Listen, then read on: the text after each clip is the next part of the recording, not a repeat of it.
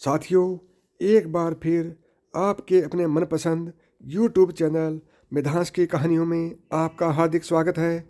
साथियों, आज की कहानी का विषय है लोगों के घरों में अंधे बनकर जाओ और वहाँ से गूंगे बनकर निकलो। ऐसा क्यों है कि लोगों के घर में अंधे बनकर जाना चाहिए और गूंगे बनकर निकलना चाहिए? ये सब जानने के लिए आज की इस कहानी को पूरा देखना होगा और इसके अंदर आपने एक सबक सीखना होगा। तो साथियों, चलिए अभी करते हैं कहानी की शुरुआत।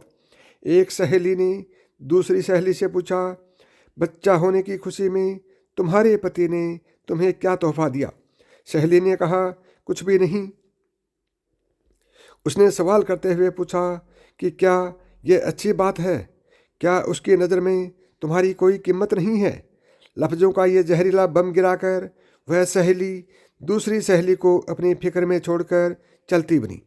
थोड़ी देर बाद शाम के वक्त उसका पति घर आया और पत्नी का मुंह लटका हुआ पाया।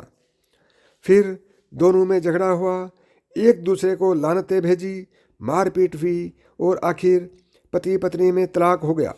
जानते हैं प्रॉब्लम कहाँ से हुई?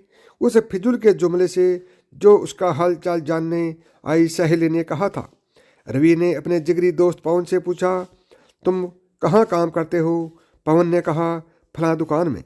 रवि ने कहा, कितनी तनख्वाह देता है मालिक? पवन ने कहा, 18,000। रवि ने कहा, 18,000 रुपये बस? तुम्हारी ज़िंदगी कैसे कटती है इतने पैसों में? पवन ने गहरी सांस लेते हुए कहा, बस यार क्या बताऊं, मीटिंग ख़त्म हुई। कुछ दिनों के बाद पवन अपने काम से बेरुखा हो गया और तनख्वाह बढ़ाने की डिमांड कर दी, जिसे मालिक ने रद्द कर दिया। पवन ने जॉब छोड़ दी और बेरोजगार हो गया। पहले उसके पास काम था, अब काम नहीं रहा। एक साहब ने एक शख्स से कहा जो अपने बेटे से अलग रहता था, तुम्हारा बेटा तुमसे बहुत कम मिलने आता है, क्या उसे तुमसे मोहब्बत नहीं रही? बाप ने कहा, बेटा ज़्यादा व्यस्त रहता है, उसका काम का शेड्यूल बहुत सख्त है, उसकी बीवी बच्चे हैं, उसे बहुत कम वक्त मिलता है। पहला आदमी बोला, वाह, यह क्या बात हुई? तुमने उसे पाला पोसा, उसकी हर ख्वाहिश पूरी की, अब उसको बुढ़ापे में व्यस्तता की वजह से मिलने का वक्त नहीं मिलता है। यह तो ना मिलने का बहाना है। इस बातचीत के बाद बाप के दिल में बेटे के प्रति शंका पैदा हो गई। बेटा जब भी मिलने आता, बाप यही सोचता रहता कि उसके पास सबके लिए वक्त है सिवाय मेरे। याद रखिए, जुबान से निकले शब्द दूसरे पर गहरा असर डाल देते हैं।